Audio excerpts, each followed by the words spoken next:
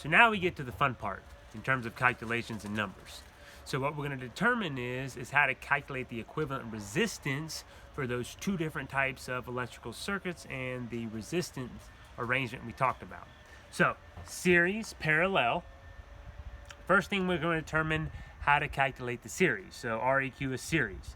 So what this is the summation of n to 1 to infinity integers of r to the n.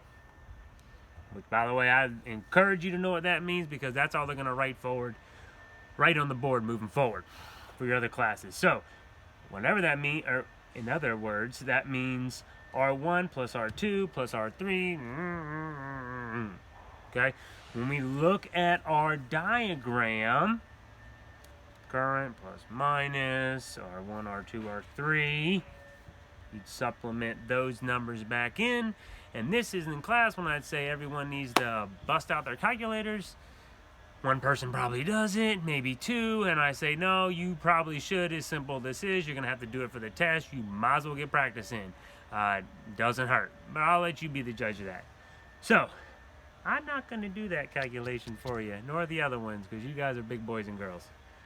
So, let's move into parallel, and how this is calculated. So, the REQ of a parallel circuit. So, the biggest thing about this is the order of operations. So we have 1 under 1 over r to the 1 to infinity, summation of r to the 1 to infinity of r to the n. So what this means is r over, 1 over r1 plus 1 over r2 plus 1 over r3. Notice that these are independent and they're not as a whole. So this is when I'd really encourage you to bust out that calculator, okay? You're just going to need to put a whole bunch of parentheses. The more you put in, the more clarity you'll provide for it. So we'll use these same numbers, and now let's compare those answers. The reason I say that is this one seems pretty straightforward, all right?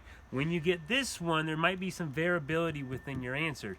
Doesn't make sense. You know this is going to be less on the system, the circuit, just based on the arrangement and the number you have here. I just say it's approximately 10%, something of that nature.